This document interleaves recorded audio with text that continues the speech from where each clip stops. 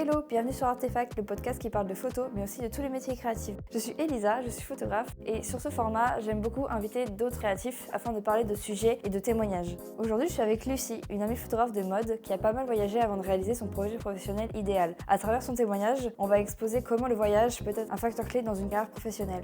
Bonjour Lucie. Bonjour. Peux-tu te présenter ? Alors, je m'appelle Lucie, j'ai 25 ans, je suis photographe de mode et je viens d'arriver à Paris. D'accord. Alors aujourd'hui, on est là pour parler d'un thème qui te parle, qui moi me parle un peu moins, mais du coup c'est pour ça que je t'ai invitée. On va parler du voyage, qui est une solution pour rester inspiré, pour continuer de créer dans les milieux artistiques. On va parler du fait que le voyage apporte beaucoup dans une démarche artistique ou démarche tout juste professionnelle. Et vu que toi, tu as voyagé en Australie, je dis que ton témoignage devait être super utile à écouter. Donc on va commencer par la première question.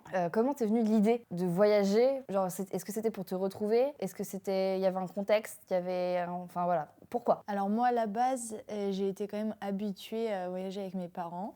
Et en fait, en décembre 2012, lors de la fin du monde, Ouais. on a fait un voyage pendant 1 mois avec mes parents en Nouvelle-Calédonie. Ok. Et sur la route, en fait, on s'est arrêté à Sydney. Ok. Et on avait 3 heures d'escale à l'aéroport. Et j'étais fascinée par ce pays. Et j'ai dit, j'irai là. Ouais. Et c'est sûr, je ne sais pas ce qui s'est passé. Et c'est vrai que je me suis mis ça comme objectif de partir là-bas. Et en fait, c'est dur de prendre la décision de partir parce que généralement, les gens ils partent pour leurs études, etc. Ouais. Moi, c'était pas vraiment comme ça. Le contexte est un peu différent. Je me suis mise à faire de la photo. J'aimais bien. J'ai dit à mes parents, j'aimerais bien être une artiste. Et ils m'ont dit, bah non. Ah super, trop bien, génial. C'est ça.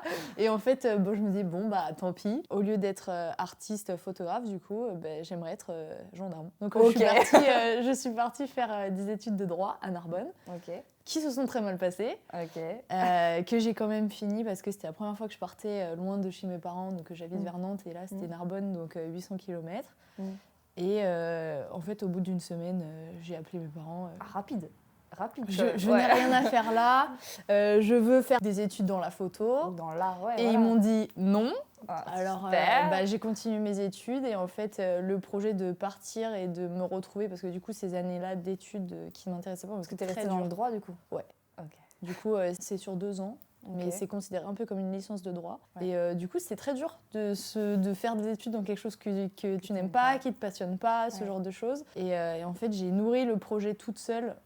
De partir en Australie et en fait j'ai juste cherché un travail. Donc à l'époque j'ai cherché fille au pair parce que c'était pour apprendre la langue, parce que l'Australie c'était le pays dont j'avais envie d'aller. Et en fait un jour je suis rentrée chez moi et j'ai dit du coup je pars en Australie et c'est comme ça. Et ils m'ont dit non, mais j'ai dit ce n'est pas une question. C'est une annonce en fait. Et c'est vrai que la réaction de mes proches, à l'époque j'avais un copain, on est resté très longtemps ensemble, on est resté 7 ans ensemble, il l'a très mal pris, surtout que je lui ai dit je pars toute seule. C'était vraiment dans l'idée de me retrouver après vraiment des années plutôt compliquées. Et du coup mes parents ils m'ont dit non, ils m'ont dit si tu veux aller dans un pays qui parle anglais, tu vas en Angleterre, etc.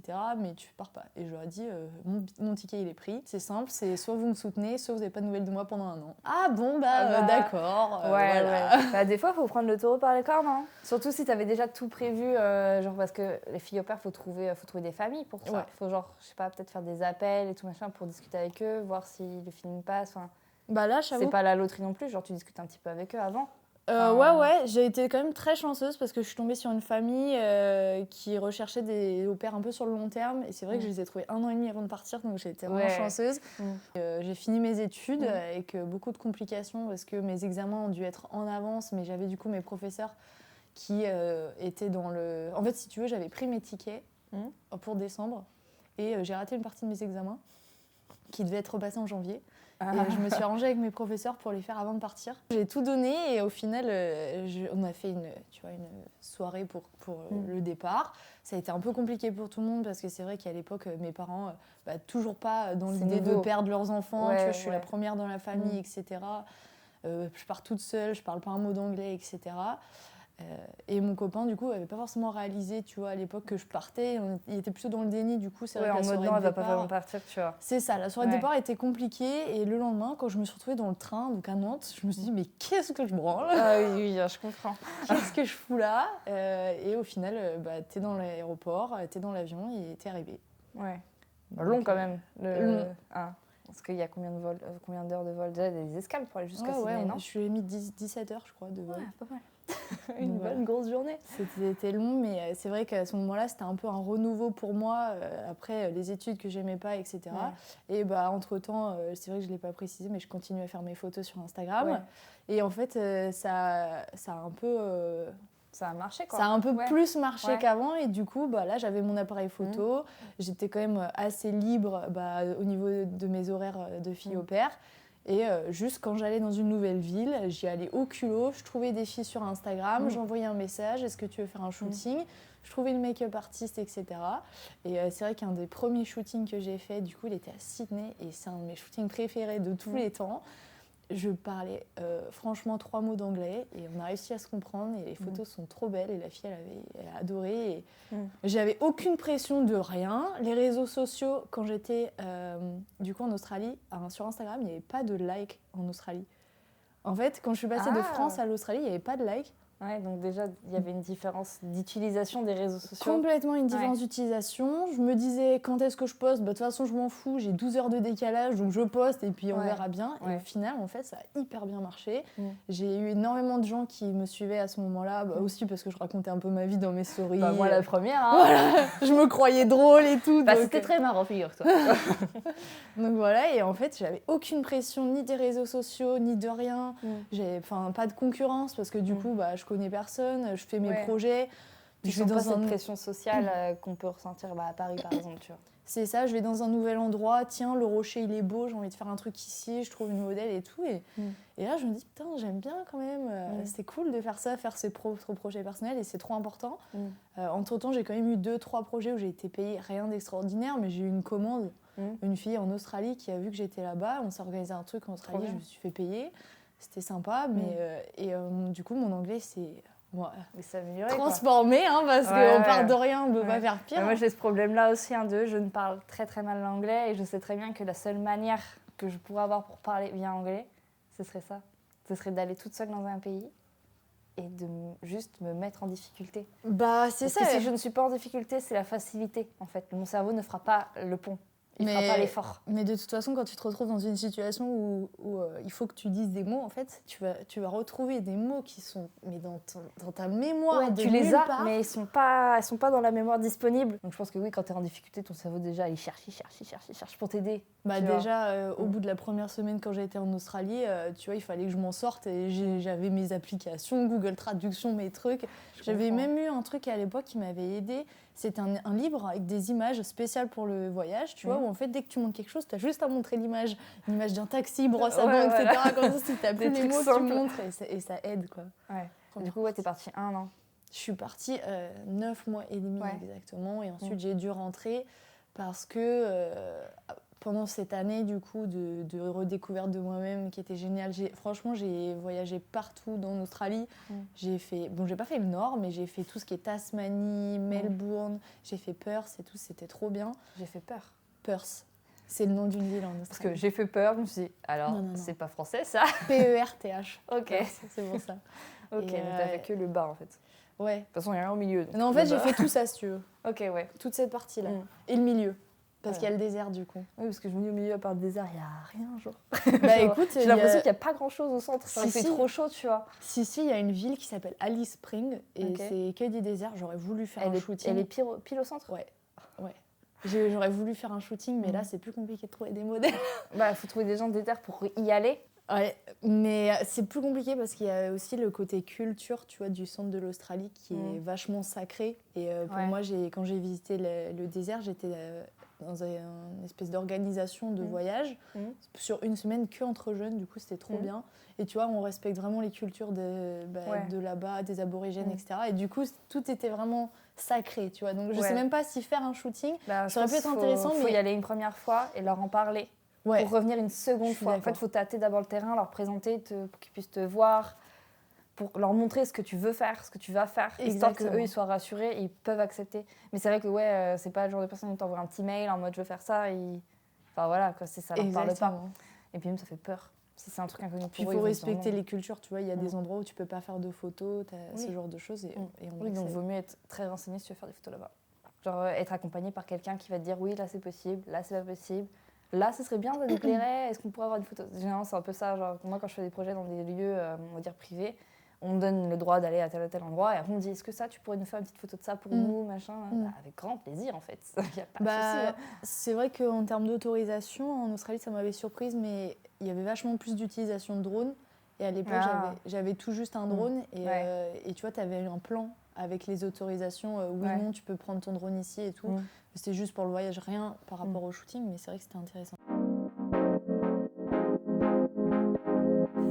C'est vrai qu'après l'Australie, tu vois, je me suis dit, bon, bah, il va falloir que je rentre à un moment donné, qu'est-ce que je fais? Ouais, genre, ouais, c'est pas infini, quoi. Tu peux pas rester en tant que fille. Est-ce que t'as pensé à rester en Australie, genre t'installer en tant que photographe en Australie et faire, faire du business là-bas, en fait, tout simplement, genre t'installer là? Je pense pas parce que c'est vrai qu'à ce moment-là, bah, je pense que j'avais pas assez de clients. Dans ma tête, j'avais pas assez de légitimité, tu vois, pour me dire, je veux être photographe, même si je suis intimement persuadée qu'il y aurait eu des opportunités. À un moment donné, j'ai reçu un mail pour faire des photos de concert. Mais je t'avoue que les photos de concert, ça m'intéresse pas du tout. Ouais, donc tu vas pas faire un truc qui t'intéresse pas. J'aurais pu, mais je préfère laisser, tu vois, les photos de concert, tout comme les photos de grossesse, aux gens qui aiment ça, parce qu'ils feront du meilleur travail que moi. Et je préfère à la limite. Ils sont plus sensibles, c'est tout. Exactement. Ouais. Et puis je préfère à la limite que quand il y a un travail plutôt autour de la mode, qu'on me le donne à moi. Tu vois, je travaille plutôt comme ça. Mais c'est vrai qu'à un moment donné, je me suis dit, bon, bah, qu'est-ce que je fais en rentrant? Et du coup, après cet épisode de études de droit, avec mes parents, je leur ai redemandé de faire des études de photo. Ils m'ont dit non. En revenant? En revenant. Oh.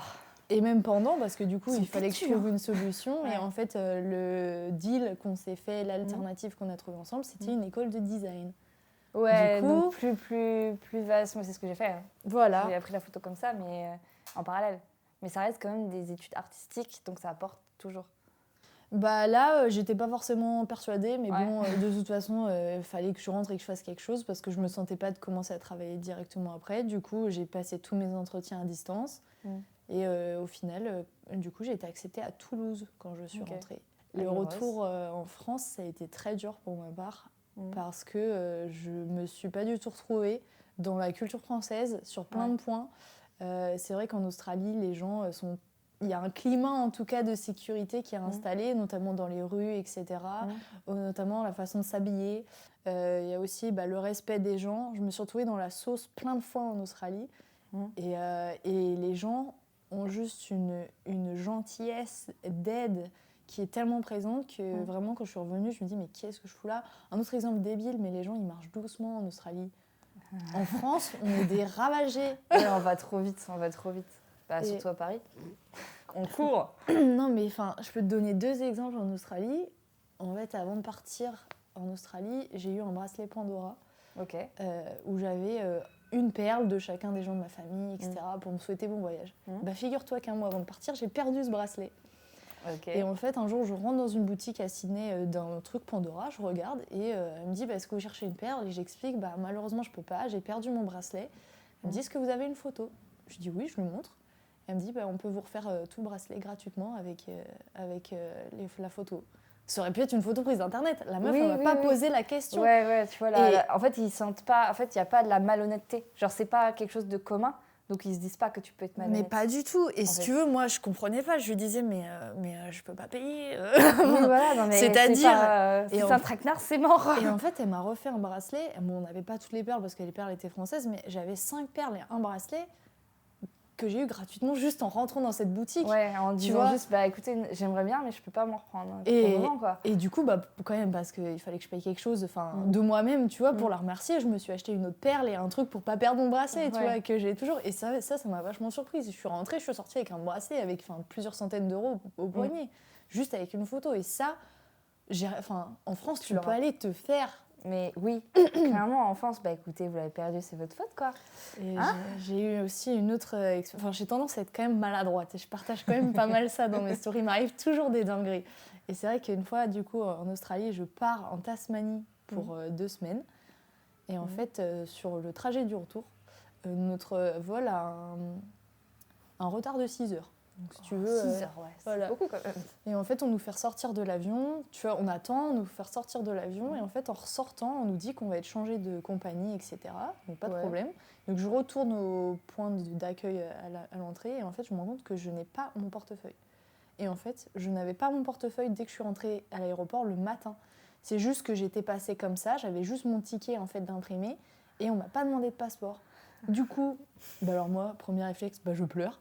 Alors je crois que je serais pareil. Il est, je sais pas, il est 8h du mat en Australie, je sais pas quelle heure en France, j'appelle mon père, papa, j'ai perdu mon passeport, je fais comment?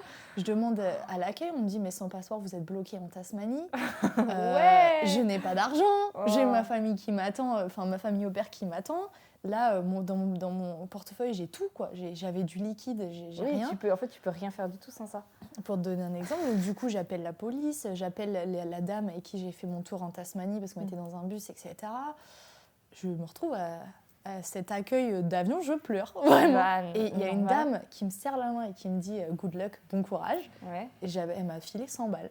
Donc j'avais un billet de $100. Après, les 2 dames de l'accueil, elles sont restées avec moi tout le long pour m'aider à appeler la police. Au final, c'est la dame que j'ai appelée pour le bus de mon tour qui a retrouvé mon portefeuille entre 2 sièges. Elle a fait 1h30 de route pour me le ramener.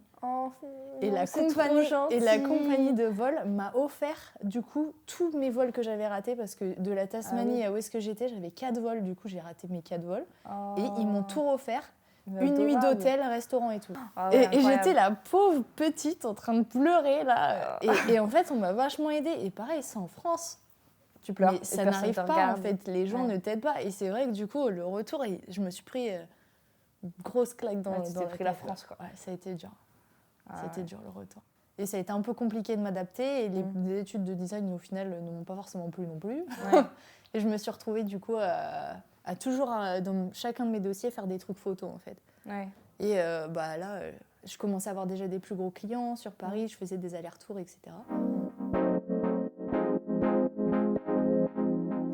Selon toi, qu'est-ce que tu as appris ton séjour en Australie? Genre là, maintenant, avec le recul aujourd'hui, parce que peut-être que quand tu es rentrée, tu voyais juste la différence entre la France et l'Australie, en mode, comme tu disais, le changement. Mais est-ce que l'Australie t'a apporté quelque chose autre de voir une réelle différence entre les deux pays? Est-ce que professionnellement et personnellement, ça t'a apporté quelque chose? La chose que je retiendrai le plus, c'est qu'en fait, les choses, elles te tombent pas dans les mains. C'est-à-dire que quand j'ai dit à mes amis, quand j'ai dit à mon entourage que je partais en Australie, ou même quand j'étais en Australie, on me disait « mais t'as de la chance d'être en Australie ». Et en fait, rien n'est de la chance. C'est-à-dire que mon billet, je l'ai payé. Je me suis déplacée toute seule dans un pays que je connaissais pas. J'ai aussi pris des risques, c'est-à-dire que par exemple, j'ai perdu mon papy quand j'étais en Australie. Oui, donc t'as pu aussi de pas être avec ta famille à ce moment-là. J'ai pas pu, faire le déplacement pour aller à son enterrement et c'est, j'ai jamais vraiment fait le deuil de ça, tu vois. Donc tout ce que j'ai eu en Australie, je l'ai vraiment provoqué de moi-même, tu vois. Tous les voyages que j'ai pu faire, tu veux un truc, tu travailles pour l'avoir, tu le fais. Les opportunités que j'ai pu voir, les modèles, je les ai contactés, tu vois. Et c'est vraiment un truc que j'ai gardé depuis. De toute façon, demain, c'est pas Dior qui va me contacter. Hello, Lucie, on te connaît pas, on te veut. Tu vois, c'est tu veux quelque chose, tu vas le chercher. Et du coup, ça m'a mis un coup de pied aux fesses. Donc ça t'a appris le fait de pouvoir y aller au culot et démarcher et savoir que que ça ne tombera pas comme ça. Parce qu'en fait, avec les réseaux, on a toujours l'impression que c'est super simple. Genre, ça nous vient comme ça. Non. C'est vrai que le côté Australie, like d'Instagram, ça m'a mis quand même une distance. Et pendant un moment, c'est vrai que je me comparais pas du tout parce que je suis tellement concentrée dans ton projet, dans ton kiff, dans ton moment, que peu importe ce que les autres ils font, je m'en fiche. Et en plus, ça se passe bien et les gens ils sont contents de voir ce que je fais et ils s'en foutent, tu vois, ça change rien. Oui, voilà, en fait, tu te parasites pas avec des pensées négatives qui peuvent justement... t'empêcher de créer des fois, tu vois. Il y a eu des moments compliqués, tu vois, comme le décès de mon papy, mais aussi mon anniversaire. Par exemple, je suis née le 13 février et tu vois, les messages d'anniversaire de ma famille, je les ai reçus à 19h en Australie, tu vois. Ouais, donc t'as passé toute la journée d'anniversaire avec pas de message, tu vois. C'est pas forcément les messages, mais c'est vrai que c'est les moments où t'as envie d'être entourée et tu l'es pas, t'es entourée de 2 enfants qui hurlent partout et qui te font ranger leur Lego, quoi. Super. Mais oui, je vois, il y a un genre de décalage. Surtout si toute ta famille est en France, même s'ils ont dû peut-être te souhaiter ton anniversaire quand même en Australie. Oui, bien sûr, mais je regrette c'est pas pareil, du tout. C'est sûr. Du coup, après ton retour en France, Du coup, tu as expliqué que ton école de design, ça c'est pas... En gros, ça te plaisait pas, quoi, grosso modo. Non. Ça te plaisait pas parce que c'était pas ce qu'on t'avait vendu ou juste ça te plaisait pas? Bah, en fait, le deal avec mes parents, on s'était dit que ça allait m'ouvrir des portes, mais en fait, je vois pas du tout en quoi ça m'ouvre plus de portes. Ouais. Et c'est vrai que l'avantage que cette licence de design m'a apporté, parce que du coup, je l'ai fini, ça m'a permis d'aller vers un master qui m'intéressait du coup à Milan. Oui, voilà, c'est ça. Et en fait, pareil, j'ai un problème de légitimité, je pense, parce que j'ai du mal à me sentir légitime, à me lancer à 100%. On peut le voir hein, depuis le début de mes études, très clairement. Et là, c'était du coup un master photographie de mode. Et je me suis dit, bah, pourquoi pas. Pour être tout à fait honnête, j'hésitais avec les Gobelins. Ouais. Sauf qu'en termes d'argent, du coup, mes parents m'ont dit clairement qu'ils ne m'aideraient pas à payer ces études. Et les 2 études sont payantes. Et j'ai la solution à Gobelins à 30 000 € ou mon école à Milan à 12 000 pour 1 an. Du coup, donc un master en 1 an. C'est ça. J'ai fait pareil moi aussi. C'est exactement ça. Et en fait, j'ai eu la chance d'avoir ma mamie de mon côté qui m'a avancé l'argent. Je suis actuellement endettée en train de la rembourser. C'est déjà mieux qu'un prêt à la banque. C'est ça, exactement. Exactement. Et en fait, je me suis dit, bah, la France, ça ne me plaît toujours pas. Surtout que je sortais vraiment d'une période encore très, très compliquée avec le Covid. J'ai été diagnostiquée en dépression. Ça a été vraiment très, très, très compliqué. Et du coup, je me suis dit, bah, comme l'Australie, encore un renouveau, on se casse. On se casse, ouais. Et là, c'était en plus l'occasion de faire de la photo du coup à 100%, dans des études, avec un diplôme. Du coup, c'était censé me donner une crédibilité. Donc, même t'apprends plein de choses aussi. Parce que moi, tu vois, j'ai pas fait d'études de photo, j'apprends tout sur le terrain. Là, du coup, on a dû t'apprendre des choses qui se font dans ce monde-là. Non, même pas. Bah, tu as appris quoi pendant cette année-là Alors, en fait, je pense que je m'en attendais beaucoup et en fait, je me suis retrouvée à faire ce que je faisais déjà. C'est-à-dire, tu vois, des projets avec des designers, tu as un projet en tête et tu le recrées. Et là, c'était un peu pareil. Mon école, c'est pas une école technique de photo. Mon école, c'est une école de mode. Ouais. Du coup, si tu veux, on avait un thème, admettons, je sais pas... dehors, le thème ou garçon ou j'en sais rien. Et en fait, tu essayes de faire toute une DA autour de ça, de créer un truc, tu es quand même limité, tu vois. Et tu crées un shooting et à la fin de chaque mois, tu dois remettre un nombre de photos, tu vois. Et du coup, c'est ce qu'on a fait. Mais si tu veux, ça, je le faisais déjà. Ouais, ça te fait... En fait, ça t'oblige à créer. Après, moi aussi, dans mon école d'art graphique, enfin, design, en fait, l'école, c'est bien, tu fais les projets qu'on te demande. Mais en fait, si tu veux vraiment te créer un truc, faut savoir créer en plus à côté, en fait. Mais toi, du coup, tu faisais déjà ça? Bah, moi, je faisais déjà ça, c'est vrai. Je vais pas cracher quand même dans la soupe. Hein. J'ai appris le studio parce que c'est vrai que je suis quelqu'un qui fait quasiment que mes shootings à l'extérieur. Et du coup, c'est vrai que j'ai appris tous les différents types de lumière, travailler en studio. Mais c'est toujours pas quelque chose qui me plaît particulièrement. Oui, mais je préfère les shootings à l'extérieur. Tu sais comment l'aborder si on te le demande. Aussi voir le travail des autres photographes. C'est vrai que j'ai un point de vue artistique un peu tranché généralement. Je peux te dire très facilement ce que j'aime et ce que j'aime pas. Et c'est vrai que j'ai mon point de vue sur l'image de la femme ou comment je prends mes photos qui est tranché également. Et j'ai rencontré une copine là-bas, j'ai plusieurs copines, hein. Mais une particulièrement m'a fait changer mon point de vue de l'image de la photo de mode parce qu'elle a un point de vue très artistique et minimalistique. Et moi j'ai tendance à être un peu dans le too much, tu vois, ce genre de choses. Donc ça a fait évoluer ton œil, quoi. Ça a vraiment fait évoluer mon œil et j'aurais pas parié dessus, tu vois. Parce qu'au début, limite, j'aimais pas du tout son travail et en fait, mon œil, je me disais, ah ouais, c'est pas mal, ah mais tiens. Oui, en fait, même si sur le global, t'aimes pas tout, il y a toujours des petites choses à prendre aussi, tu vois. Bah là, c'est beaucoup de choses parce que c'est vraiment la façon de faire poser les modèles. On est les deux opposés, tu vois. La façon d'utiliser son espace. Tu vois, moi, je vais avoir une modèle au centre, elle va être complètement sur le côté et elle va voir la moitié du visage, tu vois. Enfin, c'est vraiment... En fait, c'est carrément une démarche, un œil complètement différent. Et le fait de croiser plein de on va dire, d'œils différents, ça te permet, toi, d'enrichir ta propre culture et ton œil. C'est sûr. Et surtout, là, quand j'étais à Milan, en dehors de l'école, tout comme la leçon que j'avais retenue de l'Australie, des choses ne te tombent pas dans les mains, je me suis mis un coup de pied aux fesses. Et en fait, juste à côté de chez moi, j'avais une agence de modèles. Et un jour, je suis arrivée avec mon CV et je leur ai dit « Bonjour, je suis photographe, j'aimerais prendre en photo vos modèles. » Et ils m'ont dit oui. Et dès le lendemain, je faisais des photos pour leurs modèles. Genre en shooting test?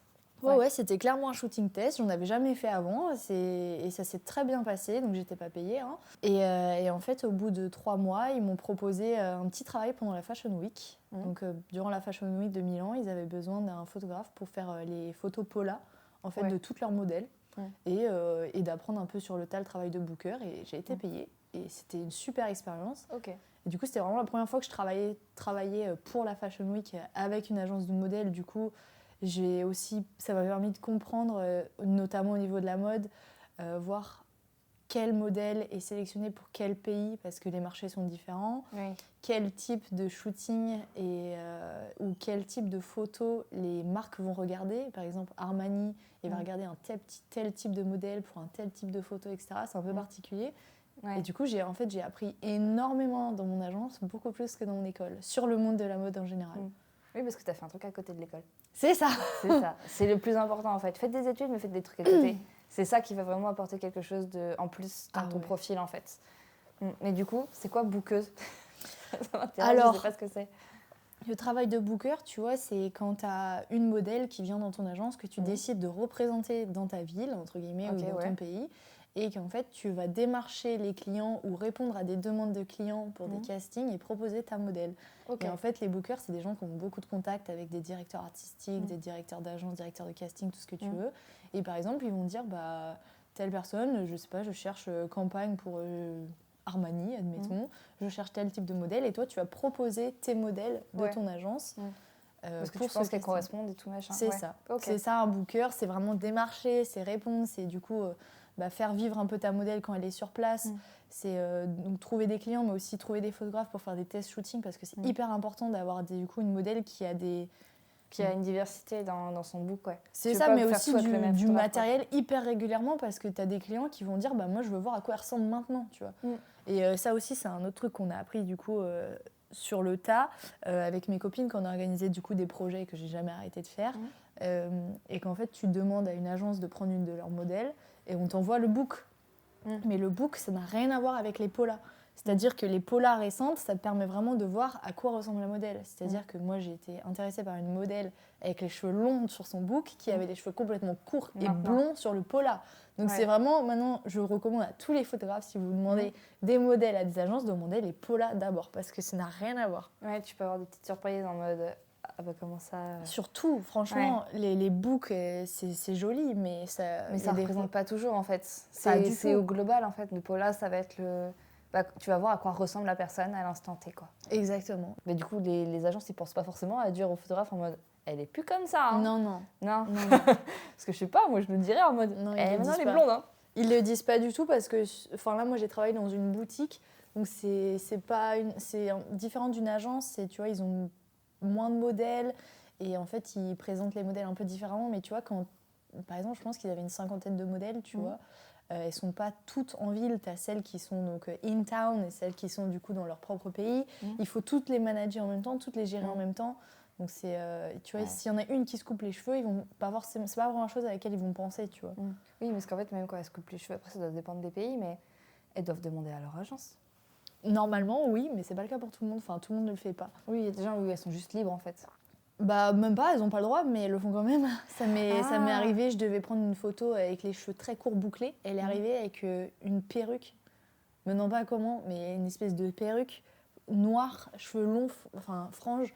Faut enlever la perruque. Je sais pas ce que c'était exactement, mais elle est arrivée mais complètement différente de ce qu'on s'y attendait.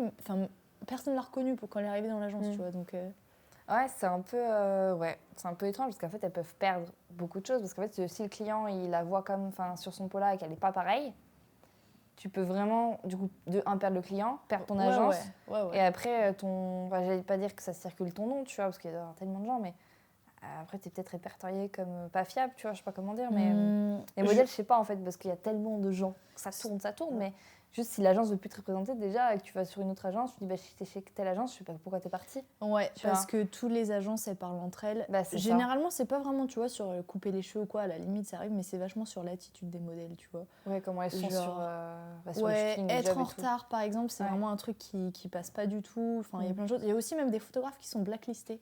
Mais ça m'étonne pas non plus. Hein. Je peux te donner un exemple de choses qu'il faut faire hyper gaffe. Si tu as des projets personnels et que tu travailles avec un styliste, par exemple, qui ramène des vêtements de marque, tu vois, il prend 8 différentes marques en collab. Si tu fais ce projet-là et qu'en fait, l'agence n'est pas au courant qu'il y a des marques qui ont participé, l'agence peut te demander de l'argent Parce que c'est Parce que considéré c'est comme de une la pub. campagne gratuite. Ouais, je vois ce que tu veux dire. Alors que quand c'est un projet perso, que tu dis, ok, la styliste, elle crée ses propres vêtements, donc c'est ses créations. En fait, il faut le dire déjà. Exactement. Ouais. Parce que des fois, quand en fait, tu crédites tous les créateurs qui sont sur les tenues, mais du coup, vu qu'il y a plusieurs créateurs, c'est pas une pub pour un seul. C'est ça. Vaut mieux qu'il y ait plusieurs marques, en fait. C'est de la pub gratuite. Et ça dépend encore. Ça peut marcher si ton agence, c'est pas ton agence principale, etc. Ouais. Enfin, Après, il faut être juste transparent, faut le dire, quoi. C'est ça. Le seul truc que j'aurais à dire là-dessus, c'est que vu que c'est des shooting tests, tu peux pas. Moi, mes projets, des fois, je les organise, mais longtemps en avance. Et le truc, c'est que les dispos, c'est 2 semaines avant. Ah oui, je sais. Donc moi, il me faut des... En fait, quand je veux faire mes projets qui me coûtent de l'argent ou je veux plus loin, je débourse de l'argent. C'est pas pour changer de modèle au dernier moment. Et du coup, ça va être ça qui me retiendrait de faire plus de choses avec des agences. Dans ce cas-là... Faut juste que niveau temps, ce soit plus court, quoi, pour moi. En fait, c'est parce que les clients, si tu veux, quand ils ont un job, ils vont valider la modèle peut-être la veille au soir. C'est pour ça, oui, non, mais c'est normal. Je sais, moi, quand je travaillais avec mon agence à Milan, ils me demandaient que je demande la veille, tu vois, ou 2 jours avant. Donc je comprends. Mais du coup, ce que je te recommande, c'est en Allemagne. Si tu prends des modèles d'Allemagne, c'est pas la même chose parce que les clients, ils réservent vachement en avance. Eux, ils savent directement ce qu'ils veulent. Ils connaissent leur planning. Du coup, c'est plus facile de booker tes modèles parce que du coup, leur planning est déjà fait mois à l'avant. Alors surtout que nous, c'était un dimanche. Enfin, on a fait exprès de mettre ça un dimanche. On s'est dit comme ça, il y a plus de chances que ce soit dispo. On a eu le dimanche. C'était très bien. On était contents. Mais du coup, c'est ça qui me... En fait, je me dis, j'ai envie de faire plus de shooting test parce qu'en fait, ça permet d'avoir des modèles quand même vachement plus, hyper expérimentés, ça t'apporte beaucoup. Mais encore une fois, si tu demandes à faire des tests shooting avec les agences, c'est plus simple, sauf qu'ils vont te donner des modèles moins intéressants. Oui, aussi. Ils ont toujours un package de modèles qui sont disponibles, mais du coup, tu vois, si tu décides de mettre la modèle de côté tout le long de ta recherche de projet et que tu le demandes 3 jours à l'avant, 2 jours à l'avant, tu vas avoir un plus gros package de personnes disponibles, tu vois. C'est normal, parce que moi, j'aime bien... En fait, je suis inspirée par une personne aussi, donc du coup... Je suis d'accord. Je suis là en mode... Je suis bien d'accord. C'est pas un objet, tu vois. Moi, c'est ce que dégage la personne à l'image. Et si je change au dernier moment, que ça n'a rien à voir, ça va me gêner, quoi. Je vais être là, non. Ouais, je comprends. J'ai pas mis de l'argent dans ce projet pour que ça change au dernier moment. Ouais. Donc ça va être ça, ou bien il faut prendre directement contact avec des modèles et discuter avec elles. Mais elles, pareil, elles doivent demander à leur agent dans tous les cas. Ou alors des modèles sans agence, t'as pas de problème. Aussi, il y en a aussi. Et encore, tu sais pas si elles peuvent être appelées pour un job ce jour-là. Aussi, mais non, mais de toute façon, c'est toujours pareil pour les photographes. Tu peux avoir un job au dernier moment aussi. Mais oui, en fait, les collaborations, c'est plus t'as de personnes, plus c'est dur à organiser. Moi, en tout cas, c'est vraiment un problème, quoi. Un problème, non, mais c'est un métier d'organiser, de faire de la prod. Mais j'aime bien faire ça, donc ça va. Je suis d'accord. Mais je veux faire ça avec des gens qui sont aussi motivés que moi, parce que si tu me réponds pas pendant 2 semaines, alors que je t'ai fait 3 updates... Ouais, non. À un moment donné... Mais c'est une belle partie du métier, je trouve, de faire la DA, de construire un projet, d'avoir des gens, une team et tout. Pour moi, c'est vraiment le travail de groupe, ça montre ce que tu peux faire en termes de prestations ensuite, en fait. Le monde de la mode est-il aussi bien que tu l'imaginais ? Oui et non, parce que je pense qu'il y a des opportunités et c'est un monde qui, pour ma part, me passionne. Ouais. Genre, quand j'ai eu accès à des défilés... plus ou moins légalement, en rentrant plus ou moins par effraction. C'est plus comme ça que ça fonctionne. J'ai trouvé que ce monde-là, il est un peu... C'est vrai qu'il est très exclusif, mais tu vois, faire face à toute la DA de comment est créé un défilé, je trouve ça incroyable et hyper passionnant. Tu vois, dans quel line-up, en fait, dans quel sens les modèles défilent, pourquoi c'est la première, pourquoi c'est la dernière, pourquoi telle création est présentée en premier, pourquoi telle création en dernière, pourquoi telle musique. Et vraiment, ça dépend de chaque endroit, de chaque défilé, de chaque marque, et c'est trop intéressant de voir ça. Le côté en fait que je connaissais mais que je m'imaginais pas autant, c'est le côté un peu fake en fait. Parce que pour me faire ma place à Milan, j'ai travaillé avec des influenceurs. Tu vois, par exemple, on s'est retrouvés à faire des photos devant une grande marque le jour du défilé alors qu'elle n'avait pas d'invitation. C'était juste pour dire je suis habillée en telle marque et je suis au défilé alors qu'on ne rentrait pas, tu vois. Et il y a aussi le côté... j'ai été invitée à un événement, c'était vraiment mon premier événement de mode où j'ai été invitée en tant qu'artiste, donc c'était trop bien. Et je sais pas ce que je foutais là, autour de toutes ces influenceuses. C'était la première fois où j'avais une robe confectionnée pour moi, donc robe de designer. T'es là. J'étais trop contente parce que tu vois, je suis un peu comme ça, j'aime bien les belles robes, etc. Bah oui, donc ça te correspond, tu vois. Et je me suis déguisée. On était 8 à avoir une robe confectionnée. À un moment donné, on s'est retrouvés à faire des photos, tu vois, pour les réseaux sociaux. Et moi, j'étais vraiment comme ça, un grand sourire, alors que toutes les influenceuses à ma droite, elles posaient, et oui, à droite, à gauche. Et vraiment, je sais pas ce que je foutais là. Il y avait des influenceuses qui se prennent en vidéo en train de danser à côté du DJ, et hop, elles vont s'asseoir tout le reste de la soirée, tu vois. Ok, oui, bah ouais. Donc je dirais le monde de la mode, c'est plus dur que ce que j'imaginais sur plein de points. C'est plus fake, c'est quand même plus exclusif, mais il y a quand même beaucoup de positifs quand même. Il y a du positif parce que moi je trouve ça passionnant, mais je comprends que pour certaines personnes, moi je vais dire à maman, oh mon Dieu, je suis rentrée au défilé de D-Squared, elle va me dire, t'as mangé quoi ce soir, tu vois. Oui, voilà. Alors pour moi c'est un truc de ouf. Oui, je vois. Oui, en fait l'approche n'est pas la même en fonction des gens et la sensibilité en fait. C'est ça. Si tu avais des conseils à donner pour une personne qui se cherche, qui pense que le voyage peut l'aider dans sa, entre guillemets, sa voie professionnelle et que, un peu comme toi, genre, a des proches qui ne sont pas d'accord avec le projet initial, enfin celui que tu as en tête à la base, quel conseil tu auras à donner du coup? Alors c'est simple, je pense que quelle que soit la décision que tu prends au final de partir, de pas partir, il y aura toujours quelqu'un pour dire quelque chose. Tu pars, oh c'est pas bien, machin, tu laisses ta vie de côté, tu perds des opportunités. Tu pars pas, comment ça tu pars pas, pourquoi t'es pas parti, il faut que tu changes ta vie, etc. Les gens ne prendront pas de décision à ta place. Ou alors tu as une chance sur 1 million que tu gagnes un concours pour voyager. La vie, ça marche pas comme ça. Si tu veux faire quelque chose, tu le fais. Tu vois, moi par exemple, je me laisse une date limite pour voir si j'arrive à marcher sur Paris. Et si ça marche pas, et oh non, tu vas guess repartir. Putain, je me casse. Super. Je pense que ça fera un pied à terre ailleurs. Écoute, voilà, je sais pas si la France ça me correspond après tous ces voyages en fait, parce que tu vois, je suis née en France, etc. Je suis française et c'est vrai que j'ai l'impression, surtout à Paris, je pense qu'il y a beaucoup de concurrence, etc. Mais j'ai l'impression que être dans un autre pays, pour ma part, je me pousse plus moi-même. J'ai l'impression que quand je suis en France, je reste un peu sur mes acquis. Je suis française, je suis censée avoir plus facilement ci, cela, machin. Et tu vois, par exemple, à Milan, je me suis bougée de moi-même, en dehors de mon école, dans une agence qui parle pas français, tu vois, qui parle en anglais, mais ils auraient pu ne pas parler anglais. De moi-même, trouver mon travail, proposer mon CV, etc. Plus me pousser. J'ai l'impression que je me pousse plus moi-même. Quand je suis pas dans la zone de confort de la France. Ouais, je pense qu'en fait, à partir du moment où je suis dans un autre pays, je suis pas dans ma zone de confort et en fait, j'ai des ailes. Ouais, voilà, c'est ça. Ouais, c'est qu'en fait, en France, tu es plus conditionné à rester justement sur du confort, sur les acquis, grosso modo. Et en fait, dans les autres pays, tu veux, tu y vas plus au culot, quoi. Genre, tu prends plus de décisions, grosso modo. Ou des décisions plus importantes. C'est ça. On va dire. Et un conseil à donner que je n'applique pas du tout. Oui, il y a peut-être des gens qui l'appliqueront. Voilà. Et que ça fait du bien, en fait, de s'en rendre compte, tu vois, c'est de ne pas oublier de regarder derrière soi. Parce que toutes les expériences négatives qui se sont passées, j'ai toujours eu du mal à me dire, purée, ça m'a apporté quelque chose au final. Par exemple, mes études de droit, ça m'a apporté quand même de savoir pas mal de choses par rapport au droit à l'image, tu vois. Ouais. Prenons quand même le côté positif. Ouais. Parce que moi, je me renseigne là-dessus et tout, machin, avec des juristes, mais c'est parce que justement, c'est pas mon métier. Exactement. Et du coup, je sais pas. Et tu vois, de regarder derrière sur quoi je suis partie le premier jour où j'ai fait mes études de droit à aujourd'hui, il y a un monde, tu vois. Et pourtant, demain, je me dis, je veux travailler pour Gucci, par exemple, tu vois.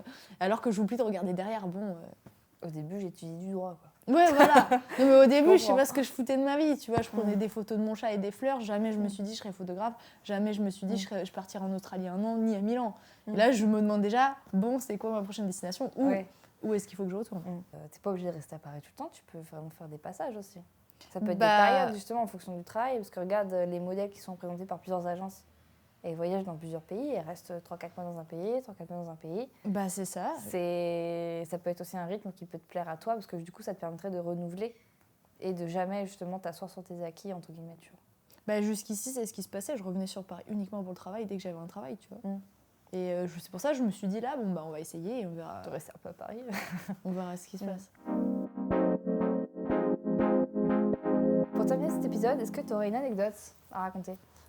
Alors, un conseil et une anecdote ensemble, parce que c'est le mot que j'ai dit à mes copines toute l'année dernière durant mes études à Milan. Fake it until you make it. Et je vais t'expliquer pourquoi, parce que l'année dernière, du coup, durant mes études à Milan, on avait un thème où on devait choisir une marque, et je décide d'organiser un shooting autour de Alexander McQueen. où en gros tu fais toutes les études de la marque, etc. Tu sais, il fait un shooting, je réalise ce shooting. Et en fait, il se trouve que quasiment 1 an après, du coup, je me suis retrouvée après plusieurs contacts et opportunités. Je me suis retrouvée à être au défilé de Alexander McQueen et du coup de voir Naomi Campbell en face de moi. Et ça a été un peu un fake it until you make it. Et c'était vraiment une sensation particulière. Et en fait, je me retrouve dans cette expression sur plein de petits projets. Et ça m'aide à avancer sur plein de choses. L'expression, du coup, ça veut dire en français quoi?